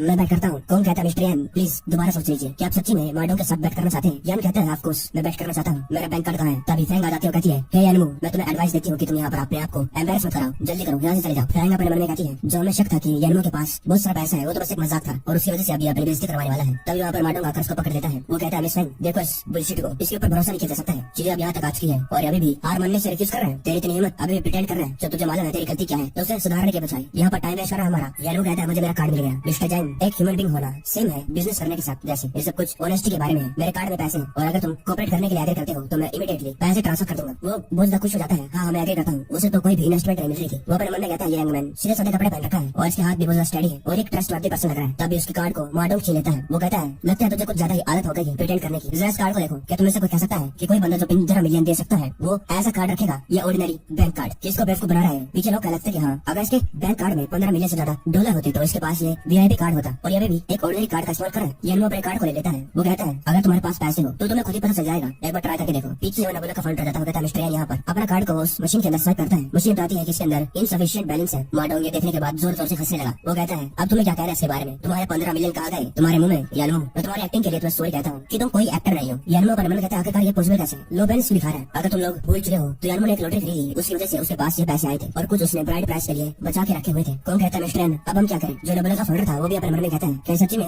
हम सभी को बेवकूफ बना रहा था, लेकिन इसने जो भी कहा वो कोई झूठ नहीं लग रहा था। माडोंग कहता है यानमू मैं माडोंग कोई अनरीजनेबल पर्सन नहीं हूँ और मिस फैंग के भलाई के लिए बस माफी मांग लो मुझसे और चाहो तो अपने घुटनों पर आ सकते हो। टैंग कहता है यंग मैन मोस्ट इंपोर्टेंट चीज होती है लाइफ के अंदर ऑनेस्टी, और तुमने बैट लगाई है। माडोंग कहता है सिंस अब टैंग ने भी कह दिया है मिस्टर टैंग तो मैं सब कुछ मिस्टर टैंग पर ही छोड़ देता हूँ। कौन कहता है माडोंग तुम्हें क्या लगता है कि सब कुछ सिंपल है? हम सभी को मालूम है कि बैंकिंग सिस्टम कभी भी खराब हो सकते हैं जब भी बड़ी लार्ज ट्रांजेक्शन करनी हो। क्या ख्याल है कि मैं बैंक को कॉन्टेक्ट करूँ अभी क्या अभी और उनको कहूँ कि वो अभी एक प्रोफेशनल चैकर को भेजे इसे देखने के लिए? माडोंग कहता नहीं मुझे बाद में कुछ काम है, आखिरकार मैं यहाँ पर अपना टाइम तुम्हारे साथ वेस्ट कैसे कर सकता हूँ? मैं ज्यादा टाइम के लिए यहाँ पर नहीं रह सकता। सिक्योरिटी गार्ड्स यहाँ पर आओ जल्दी करो। यानमू कहता है मिस्टर मा कौन गलत है और कौन सही? जब बैंक का स्टाफ आएगा तो पता चल जाएगा। तुम्हें तो ज्यादा घबरा क्यों रहे हो? क्या तुम्हें डर लग रहा है कि तुम जल्दी पकड़े जाने वाले हो? मेरे पास सच्ची में पैसे हैं इस कार्ड के अंदर और तुम्हें इस बात का शायद पता है इसलिए तुम घबरा रहे हो। माडोंग कहता है मैं हूँ एक कंपनी का प्रेसिडेंट और तुझे तेरे जैसे ब्रैट से डरूंगा? मैं तुझसे नहीं डरता। सिक्योरिटी गार्ड वहाँ पर आ जाते हैं। कहते हैं मिस्टर मा क्या हुआ क्या करना है? माडोंग कहता है इसको घेर के खड़े हो जाओ। बच्चे मैं तुझे एक और चांस दे रहा हूँ, अगर तू अभी भी घुटनों पर आकर तुमसे माफी मांगने के लिए राजी नहीं होता है तो ये लोग तुझे तब तक मारेंगे जब तक तू अपने घुटनों पर ना जाए। यानमो कहता है ये कहने के लिए कुछ ज्यादा जल्दी नहीं हो गई और पहली बात ये मैं हारा नहीं हूँ, तुम्हारे सामने घुटनों पर क्यों हूँ। मुझे लगता है कि जिस बंदे को अपने घुटनों पर आना चाहिए वो तुम हो। यानमो अपने मन में कहता है कि तुझे सच्ची में लगता है कि मैं इतना इजी हूँ मुझे बुली करना। माडो कहता है लगता है सच्ची में रोने नहीं वाला जब तक ये अपनी मौत को पास चला देख ले। इसे जमीन पर गिरा दो और चुका हो कि अपने घुटनों पर आकर अपनी गलती मारी। तभी कौन का बॉडी गार्ड आ जाता है, कहता है मैं भी देखता हूँ किसकी इतनी हिम्मत जो मिस्टर यान को हाथ लगाए। लेकिन वो अपने मन में कहता है कि मैं एक साथ 2 लोगों को संभाल सकता हूँ लेकिन ये तो 6 है, इनको कैसे साफ करूँ। तभी एकदम से वहाँ पर कुछ होता है, किसी को कुछ दिखता नहीं। वो बॉडी गार्ड अपने मन में कहता है ये क्या सच्ची में एक इंसान भी है। माडो कहता है अगर तेरे अंदर हिम्मत है तो मेरे लिए इंतजार कर, थोड़ी बहुत स्ट्रेंथ है और बड़ जैसा मुंह, तू एक सिंपली यूजलेस है। फैंग अपने मन में कहती है आखिरकार यानमो मुझसे फाइट करना कब आया। टैंग अपने मन में कहता है मैं भी इस बच्चे को देख नहीं पाया कितना ज्यादा फास्ट था, एक ही पल में इसने सारे सिक्योरिटी गार्ड को अपने घुटनों पर ला दिया। ये बात सच है कि कोई भी किसी को पेन से जज नहीं कर सकता है। तभी कोई कहता है सभी लोग रास्ता दीजिए, हमें कौन से खोना है और हम यहाँ पर सिचुएशन को चेक करने के लिए आए हैं। माडो कहता है ये बेकार है, यहाँ पर बैंक के स्टाफ क्या कर रहे हैं बीच में टांग डालने के लिए, बिजनेस तो कब का खत्म हो चुका है। टैंग कहता है आप लोग यहाँ पर आ चुके हैं तो कुछ और देर इंतजार करना बुरी बात थोड़ी है, इनको चेक करने दो पता तो चले कि कैसे हारने वाला है। माडो कहता है मिस्टर टैंक की भलाई के लिए मैं तुम्हें एक और चांस देता हूँ और अगर सच में तुम्हारी प्रॉब्लम हुई तो मैं तुझे एक हॉरिबल डेथ दूंगा। वो बैंक का स्टाफ अपने कंप्यूटर खोलता है जिसके अंदर उसका अवेलेबल बैलेंस 0 दिखा रहा था। वो कहता है सर क्या मैं आपसे पूछ सकता हूँ कि आपके पास जो पैसे थे क्या वो 50 मिलियन से ज्यादा हो गए थे। माडो कहता है बैलेंस 0 है और तुम कह रहे हो कि उसका जो पैसे हैं 50 मिलियन तक पहुँच गए। यानमो कहता है हाँ। वो कहता है सर तो एक चीज है कि आपका जो कार्ड है वो फ्रोज हो चुका है क्योंकि आपके बैंक में कुछ ज्यादा ही पैसे थे और जब तक हमें ये पता नहीं चलता आखिरकार आपके पास इतने सारे पैसे आए कहाँ से तब तक हम आपके बैंक अकाउंट को फ्रीज करके रखेंगे और पता लगने के बाद हम आपके सर्विस को अपग्रेड कर देंगे। माडो कहता है ये पॉसिबल कैसे हो सकता है, ये नहीं। यानमो कहता है मेरे पैसे जहाँ से आए हैं वो सब कुछ ट्रेसेबल है और क्या अभी इस स्टेशन में मैं पैसे को ट्रांसफर कर सकता हूँ। माडो पीछे से चिल्लाकर कहता है तुम लोगों को कौन ने बुला रखा है, इस जैसे ट्रैश के पास 50 मिलियन वोन कैसे हो सकते हैं, ये सब कुछ झूठ है। वो कहता है ये रहा मेरा बिजनेस कार्ड, मेरे इन्फॉर्मेशन के साथ अगर अभी भी आपको कोई शक है तो मैं आपको अपना वर्क नंबर दे दूंगा, आप फोन करके चेक कर सकते हैं। सर आपका जो बैंक कार्ड है वो एक नॉर्मली तरीके से यूज किया जा सकता है, आप बैंक में आकर अप्लाई कर सकते हैं कस्टमाइज गोल्ड कार्ड के लिए। वो लोग कहते हैं कि गोल्ड कार्ड इस बंदे के पास थोड़े पैसे नहीं है बहुत पैसे हैं। मैं भी एक बार यही कार्ड बनवाने के लिए गया था लेकिन लोगों ने मुझे मना कर दिया कि मेरे पास इतने पैसे नहीं है। माडो फिर चिल्लाकर कहता है ये काउंट नहीं कर सकता, ये काउंट नहीं करता जब तक इसके पास पैसे नहीं है। नेबुला को अभी क्या ट्रांसफर करने के लिए ये हार जाएगा। यानमो कहता है कि तुम सच्ची में इतने ज्यादा हारी में हो, इसे पता लगाने के लिए कौन कहता है मिस्टर यान पैसे ट्रांसफर सक्सेसफुल हो चुके हैं। और माडो अब तुम्हें क्या कहना है। माडो की हालत खराब हो गई। वो कहते हैं तुम लोग मुझे पसंद नहीं करते हो और तुम मेरे साथ ऐसे डील करना चाहते थे, तुम लोगों ने चीट करी है, मैं ऐसे नहीं कर सकता। तब इसके पीछे आकर किसी ने उसके टांग पर लात मार दी जिसके बाद वो नीचे गिर गया। माडो कहता है मिस्टर टैंक आप क्या कर रहे हैं। टैंक कहता है अब तुम हार चुके हो और कौन कह रहा था कि अपनी गलती को मानना चाहिए और फिर भी अपनी गलती को नहीं मान रहा और अब तुम्हें क्या करना है तुम्हें मालूम है, मेरे टाइम को वेस्ट मत करो। वो अपने घुटनों पर आकर अपने आप को थप्पड़ मारते हुए कहता है अभी जब जो हुआ मैं अंधा हो गया था, मेरी आंखें सच को नहीं देख पाई, मुझे मिस्टर यान को प्रोवोक नहीं करना चाहिए था, प्लीज मुझे माफ कर दीजिए। यानमो कहता है क्या हो गया कुछ भूल गए। माडो कहता नहीं मैंने नील और स्लैप मार तो लिया और माफी मांग ली। यानमो कहता है और फिडेलिटी के सच के बारे में क्या तू चाहता है कि सारे के सारे ब्लेम को हम कौन पे डाल दे। कौन भी खुश हो गया कि अब सच्चाई बाहर आने वाली है। वो कहता है थैंक यू मिस्टर यान। माडो कहता है मैंने कहा था फिडेलिटी उसको किसी ने खरीद लिया और मैं कौन से जेलस कर रहा था कि उसका जितने सारा कर्जा था उसने बहुत सारा उतार दिया और मैं पहले जो बकवास कर रहा था मैंने सब जो भी कुछ कहा था वो सब कुछ झूठ था। पीछे लोग कहने लगते हैं अच्छा तो ये हुआ था। वो वहाँ से खड़ा होकर जाने लगा। वो अपने मन में कहता है यानमो मैं तुम्हें हमेशा याद रखूंगा, तूने मेरे लिए एक गड्ढा खोद दिया है और जल्द ही मैं इसको वापस करने वाला हूँ। और वहाँ पर लोग कह रहे थे कि इस जैसे घटिया इंसान के साथ आपसे कोई बिजनेस नहीं करेगा। तभी नेबुला का फाउंडर कहता है मिस्टर यान हमारी कंपनी में इन्वेस्ट करने के लिए थैंक यू, नेबुला ग्रुप आपको कभी भी नीचे नहीं गिराएगा। यानमो कहता है और आपकी मदद के लिए थैंक यू, अगर आपको फ्यूचर में कोई मदद की जरूरत पड़े तो आप मुझे कह सकते हैं। वो मिस्टर टैंक को कह रहा था और फैन दूर दूर से खड़े खड़े देख रही थी। अपने मन में कहती है यानमो वो तो सच्ची में मुझसे डेवलप हो चुका है, लेकिन अगर वो नहीं होता तो मैं यहाँ पर घटिया इंसान के साथ कभी आती नहीं। वो अपनी माँ को याद करने लगती है जब उसकी माँ ने कहा कि फैन याद है तुम्हारी आंट ने तुम्हें इंट्रोड्यूस करवाया था उस बॉस के साथ। माडो उसका भाई कहता है मैंने सुना है कि आज एक इन्वेस्टमेंट मीटिंग होने वाली है जिंगपेंग होटल के अंदर और मिस्टर वहाँ पर जाने वाला है। सिस्टर आप भी आज उसके साथ जाएंगी। फैन कहती है मैं नहीं जाऊंगी, मैं नहीं जाना चाहती। तब इसका फादर बताओ कहता है क्या ये बात तुम डिसाइड कर सकती हो कि तुम जाना चाहती हो या नहीं। अब यानी वो तो हाथ से निकल गया लेकिन तुम्हें मेरे पास एक सन इन लॉ लेकर आना है, नहीं तो तुम्हें पालने का क्या फायदा। फिर इसकी माँ रोने लगी और रोते हुए कहती है हम तुम्हें ये जबरदस्ती करने के लिए थोड़े कह रहे हैं, अगर तुम्हारा भाई पैसे न होने की वजह से उसकी शादी नहीं हो पाई तो हमारी फैमिली एक्सटिंक्ट हो जाएगी और क्या तुम इस बात को सहन कर सकती हो। और ये बात तो पूछो ही मत तुम्हारी मॉम ने तुम दोनों को कैसे पाला है। टैंक कहता है ये तो किस्मत की बात थी हमें मिलना और अगर फ्यूचर में तुम्हें कुछ चाहिए होगा तो तुम मुझे कॉन्टैक्ट कर सकते हो। फैंग वहाँ से जाने लगी। सिस्टम से बताता है कि उसने मिशन को कंप्लीट कर लिया और इसे मिलते हैं 10 सर्वाइवल पॉइंट और सिस्टम 10% सर्वाइवल पॉइंट्स को रख लेगा तुम अपग्रेड करने के लिए। यानमो अपन मन कहता है तुम्हारा क्या मतलब, सिस्टम खाली मेरी लाइफ को कंट्रोल नहीं कर रहा बल्कि मुझसे चार्ज भी ले रहा है। तभी कौन का बॉडीगार्ड कहता है मिस्टर यान मिस्टर कौन ये अच्छा नहीं है, वहाँ पर वर्कर्स दोबारा से हंगामा कर रहे हैं। कौन कहता है मैंने तुम्हें कहा था कि उनकी सैलरी दे दो, ये फिर से क्यों शुरू हो गया। वो कहता है ये चीजें कुछ ज्यादा ही एडवांस में पहुंच चुकी है, हमने उनकी तनख्वाह दे दी है लेकिन अभी भी वो लोग कंपनी के इंटरेस्ट को ब्लॉक करके खड़े हैं। वो लोग कह रहे हैं कि कंपनी बदल चुकी है, पहले कोई और कर रहा था अब कोई और नया ओनर आ चुका है और अगर फ्यूचर में कहीं उनके लिए कोई काम न रहा तो कौन कहता है मिस्टर यान अब क्या करें, नए प्रोजेक्ट को शुरू होने में अभी टाइम है और हम उनको ऐसे नहीं रख सकते हैं ना। यान कहता है चलो एक बार कंपनी जाकर खुद देख लेते हैं। मिस्टर टैंक अभी मैं जाता हूँ फिडेलिटी बिल्डिंग, वहाँ पर वर्कर्स हंगामा कर रहे थे। वो लोग कहते हैं लगता है तुम लोगों को मालूम है कि तुम लोगों के लिए क्या अच्छा है, तुमको तुम्हारे पैसे मिल गए हैं अब यहाँ से दफा हो जाओ। तब एक वर्कर उनके एक साथी को धक्का मार देता है, कहता है हमें जाकर मिस्टर कॉन्ग से मिलना है, पैसे तो मिल गए लेकिन प्रोजेक्ट वो जल्द रुकने वाला है, उसके बाद क्या आगे हम क्या काम करेंगे। दूसरे कहते हैं हाँ फिर तो हम अनएम्प्लॉयड हो जाएंगे। उनमें से एक साथी उनका नीचे गिर गया वर्कर्स के धक्का मारने के बाद, फिर बाद में अपना चाकू निकाल लेता है। वो कहता है तुम लोगों की इतनी हिम्मत, मुझे धक्का दे रहे हो, मैं तुम्हें खत्म कर दूंगा और फिर उस वर्कर को सीधा पेट में चाकू घुसा देता है। वो लोग चलने लगे, उसने चाकू मार दिया, एम्बुलेंस को बुलाओ। ये कहता है जरा देखते हैं यहाँ पर हंगामा क्यों हो रहा है, जरा देख के आओ। वो बॉडीगार्ड वहाँ पर रास्ता करने लगा, रास्ता लीजिए मिस्टर कॉन्ग और मिस्टर यान आ रहे हैं। तभी एक बंदा जिसके हाथ में चाकू था, जिसने चाकू मारा था, वो कहता है तुमको तुम्हारे पैसे मिल गए हैं और फिर भी हंगामा कर रहे हो, तुम लोगों को तो एक सबक सिखाना था, अब देखता हूँ कि कौन अंदर घुसेगा। दूसरा कहता है भाई सही कह रहे हैं, और अगर तुम लोग मार नहीं खाना चाहते हो इससे पहले देर हो जाए, यहाँ से हो जाओ। मिस्टर कॉन्ग के दरवाजे को गंदा मत करो। वहाँ पर जो वर्कर्स था जिसको चाकू लगा वो अपने पेट को पकड़े बैठा हुआ था और उनको गाली दे रहा था। मिस्टर कॉन्ग कहता है ये किसने करा, यहाँ पर क्या हो रहा है। तभी ये बंदे कहते हैं मिस्टर कॉन्ग हम आपकी मदद कर रहे हैं, आपकी यहाँ पर अथॉरिटी को एस्टेब्लिश करने के लिए। दूसरा कहता है हाँ हमें बस थोड़े से पैसे देने इनको कंपनसेट करने के लिए, इसमें क्या बड़ी बात। यानू कहता है कि तुमने एम्बुलेंस को बुलाया। एक वर्कर कहता है हाँ लेकिन एम्बुलेंस यहाँ पर 10 मिनट के अंदर आएगी और उसका बहुत खून निकलने लग रहा है, हम ज्यादा देर के लिए इंतजार नहीं कर सकते। और अगर एक बार प्रोजेक्ट रुक गया हमें से कई लोगों के पास काम करने के लिए कुछ भी नहीं है। मेरी डॉटर बीमार है और डॉक्टर ने कहा है कि उसका एक माइनर ऑपरेशन होने वाला है, और अगर मेरी जॉब चली गई तो मैं इसके लिए पैसे कैसे लेकर आऊंगा सर्जरी के लिए। यानू याद कर लगता है अपने फादर की सिचुएशन को, कैसे वो उसके लिए प्रार्थना कर रहा था कि उसे उसके बेटे के लिए पैसे इकट्ठा करने हैं ताकि वो शादी कर सके। वो लोग कह रहे थे कि हमने दूसरा काम ढूंढने की कोशिश करी लेकिन तब भी हमें कोई और दूसरा काम मिला ही नहीं। तब एक बंदा कहता है ये सांस ले रहा, एम्बुलेंस कब आएगी, अभी तक नहीं क्या। बॉडीगार्ड कहता है मिस्टर कॉन्ग अब हम क्या करें। कौन कहता है इन दोनों बादशाह को पहले बांधो। वो बॉडीगार्ड उन दोनों की तरफ चलने लगा। वो लोग कहते हैं ब्रदर बाबू हम लोगों की वजह से हमने जो मदद करी है आज के बाद कोई भी यहाँ पर ट्रबल करने की हिम्मत नहीं करेगा। दूसरा कहता है ब्रदर बाबू क्या हो गया, क्या मैंने कुछ गलत कर दिया। बॉडीगार्ड कहता है आखिरकार मिस्टर कॉन्ग ने तुम जैसे स्टूपिड लोगों को ढूंढा कहाँ से, धरती के बोझ। यानू से चेक कर लगता है ये सांसें नहीं ले रहा। सिस्टम बताता है कि सांसें तो ले रहा है लेकिन ये मरने की कगार पर पहुंच चुका है। यानू सोचता है अगर सिस्टम मेरी लाइफ को कंट्रोल कर सकता है तो ये दूसरे की भी कर सकता है और उन्हें बचा भी सकता है। सिस्टम क्या कोई रास्ता है इस मरते हुए इंसान को बचाने का। सिस्टम कहता है सिस्टम को अपग्रेड करने के बाद सिस्टम स्टोर के अंदर रिजरेक्शन मेडिसिन अवेलेबल हो जाएगी जिनको तुम सर्वाइवल पॉइंट्स की मदद से खरीद सकते हो। यान देखते हैं अभी तो बस 3 पिल है, स्ट्रेंथ, एजिलिटी, स्टैमिना। ये तो बेकार है, ये कोई दूसरा रास्ता नहीं। सिस्टम कहता है तुम अपने सर्वाइवल पॉइंट्स का इस्तेमाल करके इस बंदे की लाइफ को कुछ मिनटों के लिए बढ़ा सकते हो ताकि तब तक एम्बुलेंस आकर इसको बचा सके, लेकिन उसके लिए होस्ट के 12 सर्वाइवल पॉइंट्स कंज्यूम हो जाएंगे। इस फंक्शन को बस एक ही बार इस्तेमाल किया जा सकता है, सोच समझकर इस्तेमाल करना। यानू कहता है ठीक है, आखिर क्या फर्क है। उसे बैठकर बस मरते हुए देखकर वो दोनों संबैग और इसकी मौत इस बिल्डिंग के लिए कुछ ज्यादा ही हो जाएगा। वो बंदा कहता है सांस ले रहा है, जल्दी करो मदद करो, बस थोड़ा सा और देर, एम्बुलेंस जल्दी आने वाली है। वही बॉडीगार्ड कहता है मिस्टर कॉन्ग मैं दोनों कचरों को पकड़कर यहाँ पर आया। उनमें से कहता है मिस्टर कॉन्ग ब्रदर बाबू हम तो ये सब कुछ कंपनी की भलाई के लिए कर रहे थे, आप ऐसा नहीं कर सकते। यान कहता है कंपनी की भलाई के लिए। वो कहते हैं तो तुम तो वही बच्चे हो जो कह रहे थे 3 दिनों के बाद पैसे लेकर आओगे। कौन कहता है मिस्टर क्या चल रहा है। यान कहता है तुम इन्हें पूछ सकते हो। बॉडीगार्ड उनको लात मारता है, कहता है तुम्हारा बहुत हो गया, सही से बताओ। वो कहता है मैंने कहा कि इस बच्चे की आंट ने मैचों खेला और हाफ मिलियन लोन लिया और इसने कहा था कि ये उनके पैसे वापस कर देगा और कल इसका टाइम खत्म होने वाला है। दूसरा कहता है हाँ मिस्टर कॉन्ग उससे फर्क नहीं पड़ता है ये बच्चा पैसा दे या न दे, इसकी सिस्टम बहुत ब्यूटीफुल है, हम उसे बेचकर ब्लैक मार्केट के अंदर कम से कम 1 मिलियन तो कमा ही सकते हैं। कौन गुस्से में चलाकर कहता है क्या तुमने मेरी कंपनी को एक ब्लैक एस क्लब समझ रखा है, क्या तुम लोग मुझे मरवाना चाहते हो। मिस्टर यान क्या तुम्हें इस कंपनी की सिचुएशन पहले से मालूम थी। मार्डो ने कहा था कि उसके पास एक तरीका है पैसा लाने के लिए और मैं उनके साथ मिल गया, मेरे पास कोई और चॉइस नहीं थी इसलिए मैंने इनको जाने दिया, लेकिन मैं किसी को हर्ट नहीं करवाना चाहता था। यानू कहता है मार्डो कौन कहता है लेकिन अभी फिडेलिटी ग्रुप आपका है और ना ही कोई फॉरेन डेट बचा है। यानू जाकर उसको लात मार देता है। वर्कर्स ये देखकर हैरान थे। उनमें से कहता है ये 2 लोग अभी हमारे सारे वर्कर्स को बुली कर रहे थे बड़े वक्त से और ये सच्ची में कोई हेवन का इनकारनेशन आ गया है कि ये सच्ची में यंग मैन इस कंपनी का ओनर है। तभी एम्बुलेंस वहाँ पर आ जाती है, डॉक्टर इसको ले जाने लगे। वो कहते हैं अभी भी ये जिंदा है और इसको खून की जरूरत है, प्लीज रास्ते को साफ करिए। कौन अपने मन में कहता है लकली ये जिंदा रह गया लेकिन आगे क्या करना है। यान कहता है पहले हम इन वर्कर्स को रिसेटल करते हैं और हमें दूसरे इंजीनियर टीम ढूंढने की जरूरत नहीं, जो भी प्रोजेक्ट हम कर रहे हैं तो हमें वर्क के बारे में चिंता करने की जरूरत नहीं। तभी एक वर्कर कहता है पिछली बार तुम लोगों ने हमारे 6 महीने की सैलरी रोक दी थी और अगर हम दोबारा से यहाँ पर रहेंगे तो कहीं अगली बार हमारी सैलरी को लेकर तुम लोग भाग जाओ, फिर हम तुम्हें कहाँ ढूंढेंगे। यानू कहता है तुम लोगों को चिंता करने की जरूरत नहीं, कंपनी एक कॉन्ट्रैक्ट बनाएगी ये इंश्योर करने के लिए कि तुम लोगों को तुम्हारी सैलरी मिल जाए और तो और तुम्हारी पर्सनल सेफ्टी का भी ध्यान रखेगी और साल के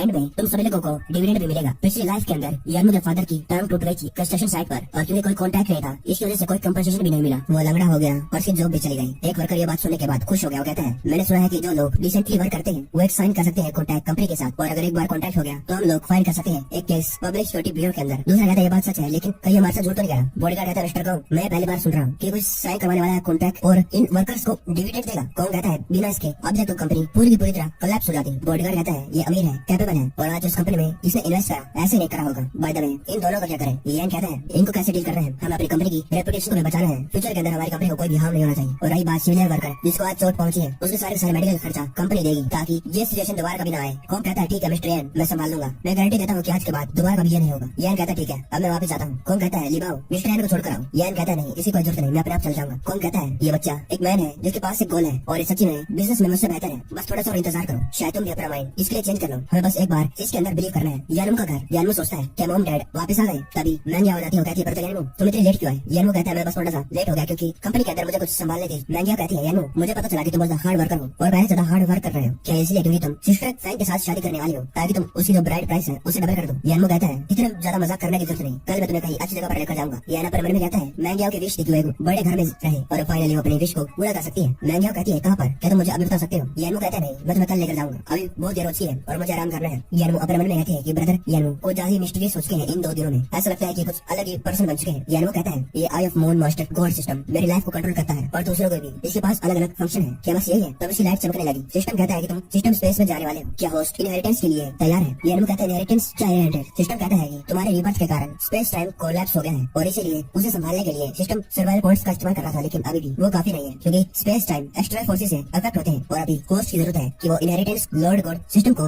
एक्सेप्ट कर ले, नहीं तो फिर पूरी दुनिया खत्म हो जाएगी। यानू शो को कहता है पूरी दुनिया खत्म हो जाएगी। सिस्टम कहता है हाँ। यानू कहता है मैंने इसके लिए हाँ नहीं करा, मैं तैयार नहीं हूँ, ये क्या हो रहा है? सिस्टम कहता है इनहेरिटेंस के बाद सिस्टम लेवल लिमिटेड हो जाएंगे और होस्ट को कोई भी और टास्क नहीं मिलेंगे। धीरे धीरे करके उसकी आंख बंद होने लगी। फिर एकदम से सिस्टम कहता है इनहेरिटेंस कंप्लीट हो गया, होस्ट अपने पर्सनल पैनल को चेक करें। सिस्टम विंडो पर होती है। यानू कहता है इनहेरिटेंस प्रोग्रेस 1% क्यों है? सिस्टम कहता है क्योंकि होस्ट के पास बेसिक एट्रीब्यूट है और वो इनहेरिटेड एबिलिटी को पूरी तरीके से इस्तेमाल नहीं कर सकता। यानू कहता है क्या स्कैम है, क्या फर्क पड़ता है, मैं समझाता हूँ। एक ना एक दिन मैं इसके बारे में पूरी तरीके से पता लगा लूंगा। बाहर महंगी होती, वो कहती है दोपहर हो चुकी है और यानू अभी तक जागा नहीं, क्या वो इतना ज्यादा थका हुआ था? तभी गेट खुलता है। यानू कहता है महंगी कहती है ब्रदर यानू तुमने कहा था कि हम यहाँ पर आज कहीं जाने वाले हैं। यानू कहता है मैं तो भूल ही गया था, चलो चलते हैं। जिंजियान सिटी स्ट्रीट वो लोग जा रहे थे, तभी महंगी कहती है ए वो तो सिस्टर फैंग है ब्रदर यानू, वो लोग एक होटल में जा रहे हैं। फैंग मुझे कुछ सही नहीं लग रही, क्या हुआ उससे? यानू उसका हाथ पकड़कर उसको ले जाने लगता है। वो कहता है वो उसकी चॉइस है और तुम्हें उसके बारे में फिक्र करने की जरूरत नहीं। वो लोग आ जाते हैं blue water base sales department में। महंगी कहती है यानू तुम लोगों के बीच में क्या हुआ? यानू कहता है बात करना बंद करो, पहले घर देखने के लिए चलते हैं, नहीं तो डिपार्टमेंट क्लोज हो जाएगा। वहाँ पर एक लड़की थी जो काम कर रही थी, वो कहती है हेलो सर क्या आप यहाँ पर घर देखने के लिए आए? यानू कहता है मुझे एक विला देख रहा है ना कि घर। वो कहती है सर आप उसे अफोर्ड नहीं कर सकते, अगर आपको घर देख रहा है यहाँ पर कई सारे छोटे घर हैं, जब तक आप डाउन पेमेंट दे सकते हैं और बाकी पेमेंट आप धीरे धीरे करके दे सकते हैं। महंगी कहती है ब्रदर यानू ये तो शेंजेन ग्रुप है और यहाँ के जो घर है बहुत ज्यादा महंगे, क्या आप सच्ची में खरीदना चाहते हैं? यानू कहता है मैं तुम्हें एक विला देना चाहता हूँ, तुम हमेशा से एक बड़े घर में रहना चाहती थी है ना? महंगी कहती है क्या मुझे एक विला दोगे? तभी जो वहाँ पर काम कर रही थी वो कहती है सर लगता है आपको मालूम नहीं कि विला कितने का आता है, क्या आपको पक्का है कि आप यहाँ पर एक विला खरीदना चाहती? यानू कहता है मुझे एक विला खरीदना है। वहाँ पर कई सारे लोग उसे देखने लगे। महंगी घबराने लगी, वो कहती है ब्रदर यानू क्यों ना हम यहाँ से चले जाएं? वो लड़की कहती है ये जो कपड़े तुम लोगों ने पहन रखे हैं उन्हें मिलाकर $200 नहीं बनते और तुम एक विला खरीदना चाहती हो? महंगी गुस्सा हो जाती है, कहती है तुम ये ब्रदर यानू को कहने के लिए अलाउड नहीं हो। ब्रदर यानू हमें अपने यहाँ पर टाइम वेस्ट नहीं करना चाहिए, चलो चलते हैं। तभी कोई कहता है यानू क्या सच्ची में यानू है, क्या ही कोइंसिडेंस है, ये तो सच्ची में तुम ही हो, मैंने अभी भी तुमको देखा और मुझे यकीन नहीं होता है। यानू कहता है जूफी बड़ा वक्त सोचता है मैंने तुम्हें देखे, कैसे हो? ये जूफी है 23 साल का जूनियर हाई स्कूल क्लासमेट था यानू का और अभी एक सक्सेसफुल बिजनेसमैन है। जूफी कहता है तुम अभी भी बदले नहीं हो, वही पुराने कपड़े वही टीचर कंडीशन वही पुरानी शर्ट को कई सालों तक पहनते जाते हो। यानू कहता है तुम अभी क्या कर रहे हो? यानू पर कहता है जहाँ तक मुझे याद है कि जूफी एक स्मॉल बिजनेस चलाया करता था, लेकिन कुछ ही सालों में उसका बिजनेस ठप हो गया। जूफी कहता है मेरे पास एक स्मॉल बिजनेस है और मैं यहाँ पर घर खरीदने के लिए आया हूँ, क्या तुम भी यहाँ पर एक घर देखने के लिए आए हो? अभी मत कहना कि तुम एक स्मॉल अपार्टमेंट लेने के लिए आए हो, ये बहुत शेमफुल बात है। वहाँ पर वर्कर थी, वो आ जाती है, कहती है हाँ जो घर होता है वो एक पर्सन के स्टेटस को सिंबलाइज करता है और एक छोटे घर में रहना और एक विला में रहना बहुत ज्यादा अलग बात होती है। और लोग जैसे बोस जूफी कई सारे अलग अलग यंग टैलेंट्स होते हैं। जूफी हंसते कहते नहीं मेरे पास बस कुछ पैसे थे जो मेरे पास थे, ऐसे पड़े थे इसलिए मैंने सोचा घर खरीद लो, मुझे बाद में बिजनेस के लिए जाना है। यानू मुझे लगता है कि तुम बिजी हो है ना, नहीं तो क्या मैं पहले घर चूज कर लूं, ज्यादा टाइम नहीं लगेगा है ना? यानू कहता है वेल मुझे कुछ नहीं करना है, तुम जाओ नहीं तो तुम अपने बिजनेस के लिए लेट हो जाओगे। महंगी कहती है ये तो कुछ ज्यादा बुलिंग हो रही है। वो वर्कर जूफी को घर दिखा जाएगी, वो कहते हैं मिस्टर जू क्या आप हमारे बोटिंग हाउस को देखना चाहते हैं? हमारे पास बढ़िया एनवायरमेंट और लोकेशन है। यानू कहता है महंगी मैं फोन करने के लिए जा रहा हूँ, अभी आता हूँ। यानू अपने मन में कहता है कुत्तों का झुंड मुझे नीचे दिखा रहा है। जूफी कहता है उसी कोई जरूरत नहीं, मैं अभी जल्दी में हूँ, मुझे अभी दे दो, मैं अभी पेमेंट कर सकता हूँ। वर्कर खुश हो गई, वो कहती है ये सूट 2 मिलियन का है और आपको ये अभी चाहिए? वो उन्होंने कहती है वाह कमीशन में 70,000 कमाना कितना ज्यादा अच्छा है, बस इस ऑर्डर को वजह से मुझे कई सारे $1,000 मिल जाएंगे। जूफी कहता है हाँ मुझे अभी चाहिए, कोई सवाल? वो पर मन में कहता है यानू के हमेशा ही अच्छे मार्क्स आते थे मुझसे ज्यादा और वो लड़कियों में भी बहुत ज्यादा पॉपुलर था और फाइनली अब मेरे पास एक चांस है उससे नीचे दिखाने का।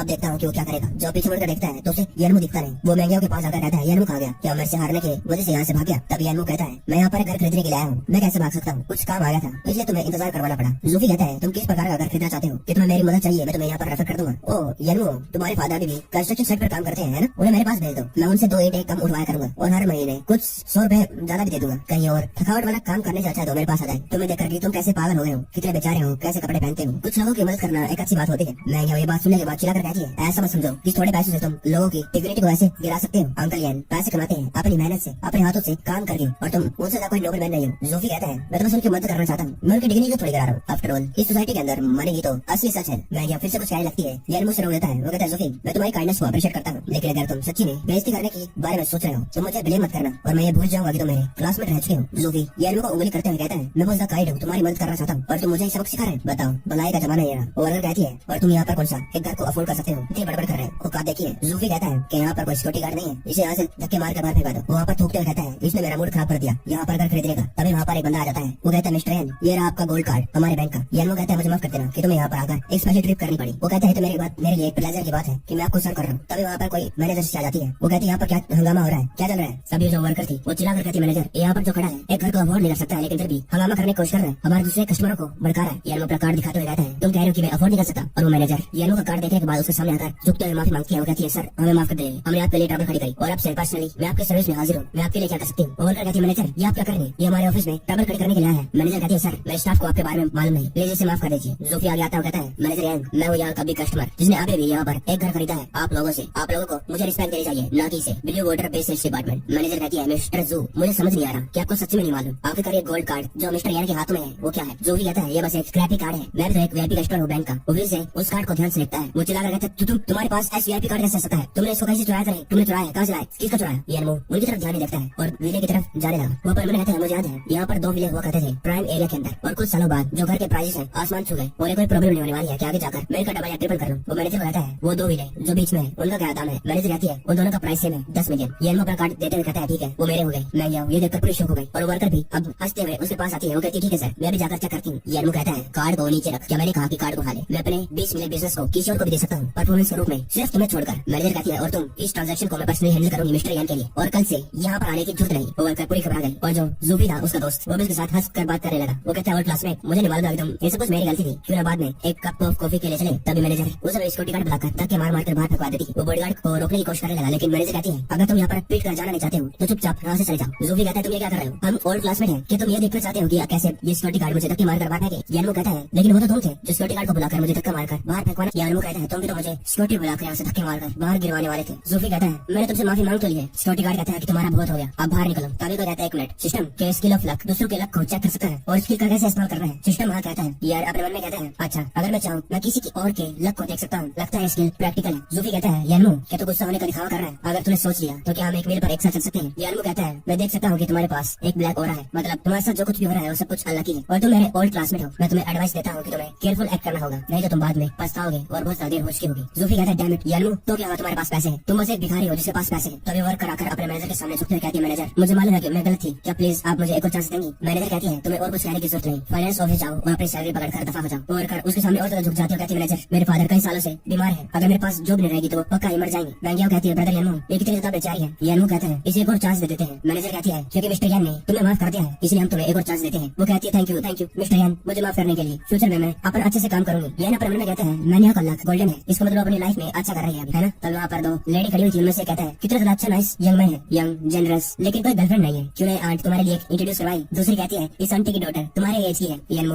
मैंगियाओ को अपनी तरफ खींचकर कहता है थैंक यू आंटी, लेकिन ये मेरी गर्लफ्रेंड है, मैं इसको लेकर आज एक बंगला खरीदने के लिए आया था। यानमू मैंगियाओ को कहता है धीरे से मैं इनके साथ कोई ब्लाइंड डेट पर नहीं जाना चाहता हूँ। मैंगियाओ बस मेरा साथ दो। मैंगियाओ क्या हो गया तुम्हारा फेस इतना ज्यादा लाल क्यों है? मैंगियाओ कहती है मैं ठीक हूँ ब्रदर यानमू। तभी उसके फोन में एक फोन आता है, वो था फैंग का। मैंगियाओ अपने मन में कहती है ये क्या हुआ एकदम से यानमू को? ये मैसेज पढ़ता है, उसमें लिखा था कि मैं शेंगचिन होटल में हूँ 606, प्लीज मेरी मत करो यानमू। यानमू सोचता है क्या इसका मतलब जो फैंग है अपनी मर्जी से उस होटल में नहीं गई है माडोंग के साथ। मैंगियाओ कहती है मुझे नहीं मालूम कि तुम लोगों के बीच में क्या चल रहा है, लेकिन अभी सिस्टर फैंग डेंजर में है और अगर तुम अभी नहीं जाओगी तो तुम बाद में पछताओगे। यानमू पहले तो कुछ कहता नहीं है, फिर कहता है मेरा उनसे कुछ भी लेना देना नहीं है। मैंगियाओ चिल्लाकर कहती है ब्रदर यानमू तुम क्या बात कर रहे हो, सच्ची में देर हो जाएगी अगर तुम अभी नहीं जाओगे। यानमू कहता है तो तुम? मैंगियाओ कहती है कोई बात नहीं मैं इंतजार करूंगी जब तक तुम नहीं आते, जाओ सिस्टर फैंग को बचाओ। यानमू वहाँ से भागने लगा, वो जाते हुए कहता है तो मैं अभी जाता हूँ, तो मेरा यहीं पर इंतजार करना, कहीं जाना मत। शेंगचिन होटल 606। माडोंग कहता है देखने में कितना ज्यादा पतला है लेकिन मुझे लगा था कि इतना ज्यादा हैवी होगा, जितना मैंने सोचा था उससे ज्यादा मटेरियल है। फैंग कहती है मुझे हाथ मत लगाना। माडोंग उसके हाथ को पकड़ लेता है, वो कहता नहीं मेरे पास पैसे है, पावर है, तुम इतना ज्यादा डिससैटिस्फाइड क्यों हो मेरे साथ आकर कि तुम्हारी फैमिली ने तुम्हें मुझसे इंट्रोड्यूस नहीं करवाया, इसलिए तो करवाया है ताकि मैं तुम्हें देख सकूं। फैंग कहती है नहीं प्लीज मुझे छोड़ दो, मुझे जाने दो। माडोंग कहता है तुमने मुझे वादा किया था आने के लिए, तुम मेरे साथ आओगी और तुम अभी ये कौन सा नाटक कर रही हो? अभी तुम किस बात के लिए प्रिटेंड कर रही हो और उसके कपड़े को फाड़ने लगता है, यही तो तुमने वादा किया था है ना। फैंग कहती प्लीज नहीं। तभी पीछे से दरवाजा खुलता है, माडोंग कहता है कौन है? माडोंग जब देखता है कि वो यानमू है वो कहता है ये तू है बच्चे, तो यहाँ पर कैसे आया? यानमू कहता है नेवर माइंड, मैं यहाँ पर कैसे आया, जो भी अभी तुमने करा है मैंने सब कुछ रिकॉर्ड कर लिया है। माडोंग कहता है तुम्हें किसने कहा करने के लिए, मुझे फोन दो। और वो यानमू से फोन छीनने लगता है। यानमू के पेट में नींद मार देता है, उसे बहुत जोर से दर्द हुआ, वो अपने घुटनों पर आ गया। वो कहता है लिटिल ब्रैट तेरी हिम्मत तूने मुझे मारा, अब मैं उमर के साथ खाली सोऊंगा नहीं, अब तो मैं तुझे भी खत्म कर दूंगा, तुझे दिखाऊंगा आखिरकार मैं कितना पावरफुल हूँ। तभी यानमू उसके मुंह पर लात मार देता है, वो साइड में जाकर गिरा। यानमू कहता है कि तुम दोबारा कह सकते हो मुझे सुना नहीं। माडोंग कहता है मैंने कहा कि ये कोई अच्छी बात नहीं है, अगर तुम और कोशिश करोगे फिर भी कोई भी वुमन तेरी तरफ देखेगी नहीं, ट्रैश। यानमू उसको लगातार मारने लगता है और कहता है मुझे मत मारो, मुझे मत मारो, मैं गलत था, मुझे छोड़ दो, अगर तुम मुझे मारोगे तो मेरा फेस टूट जाएगा। यानमू रुक गया। फैंग कहती है मेरी बॉडी गर्म हो रही है यानमू। यानमू कहता है आखिरकार ये क्या हो रहा है, ये क्यों हो रहा है? क्या फैंग को माडोंग ने ड्रग दे दिया? वो उसको उठाकर वहाँ से ले जाने लगा। यानमू कहता है कि मैं तुम्हें बाथरूम में ले जाता हूँ, नहा लो, तुम्हारा माइंड क्लियर हो जाएगा, मैं अब जा रहा हूँ, अगर तुम्हें दोबारा किसी चीज की जरूरत पड़े तो मुझे फोन कर देना। माडोंग वहाँ से निकलने लगा। वो अपने मन में कहता है इस साला लिटिल सन ऑफ अ बिच, इसको फैंग ने बुलाया है, देखता हूँ आखिरकार कब तक तू फैंग को बचा सकता है। जब वो जा रहा था यानमू उसके पीछे आकर उसके पिछवाड़े पर लात मार देता है। वो कहता है मिस्टर मां ऐसे ही जाना चाहता है। माडोंग कहता है तूने मुझे मारा, मैंने इसको हाथ भी नहीं लगाया है, तुम क्या करने की कोशिश कर रहे हो? यानमू कहता है क्या तुम भूल गए कि तुम शुरुआत से फैंग को यहाँ पर कैसे लेकर आए हो? कैमरे में सबका प्रूफ है और अगर तुम्हें डर नहीं लगता तो तुम जाओ, तुम जा सकते हो। माडोंग यानमू को गाली देता है, कहता है साले तू क्या चाहता है? यानमो कहता है तेरे पास पैसे नहीं क्या? पैसों का इस्तेमाल करके लड़की को खरीदना चाहता है, और अगर तू चाहता है कि ये जो वीडियो है ये बाहर ना निकले, पैसे निकाल। ये तो भी बुरी डील भी नहीं है ना? यानमो अपने मन में कहता है सर्वाइव करने के लिए थोड़े बहुत पैसे तो कमाई लेते हैं मैडम से, क्या फर्क पड़ता है? ये साला है कमीना, ये पैसे लोगों के लिए है। माडोंग कहता है तू फैन के साथ काम कर रहा है ना, मेरे से पैसे लूटने के लिए, तुझे क्या लगता है तू ऐसे मुझसे पैसे ले सकता है? यानमो कहता है तुम मना कर रहे हो तो बाद में पछताना मत, जब कल कौन सी वीडियो वायरल होने वाली है। माडोंग कहता है तुझे क्या लगता है कि शैंटियन होटल तेरी हर एक बात को मानता है? मैनेजर कैमरे की फुटेज बदल देगा और मैं तेरे ट्रिक के लिए फोन नहीं करने वाला हूँ। यानमो कहता है तू बिलीव नहीं करेगा जो मैं तुम्हें बताने वाला हूँ कि मैं खुद भी इस होटल के मैनेजर को जानता हूँ। माडोंग कहता है तेरे पास होटल का इमरजेंसी कार्ड कहाँ से आया? यानमो कहता है क्या हो गया, तूने इसके बारे में सोच लिया? यानमो अपने मन में कहता है वो मैनेजर यान साथ में आ गई, उसकी वजह से मुझे कार्ड मिल गया। ये उसी मैनेजर की बात कर रहा है जिससे उसने बंगला खरीदा था। माडोंग कहता है तुम्हें कितने पैसे की जरूरत है? कि 5 मिलियन काफी है। वो अपने मन में कहता है यार ब्राइट आगे वीडियोस और फोटोज एक्सपोज हो गई तो मेरी बची कुछ जिंदगी वो भी बर्बाद हो जाएगी। यानमो कहता है 40 मिलियन। माडोंग कहता है 40 मिलियन? इतने सारे पैसे मैं तेरे सारे ला सकता हूँ। 30 मिलियन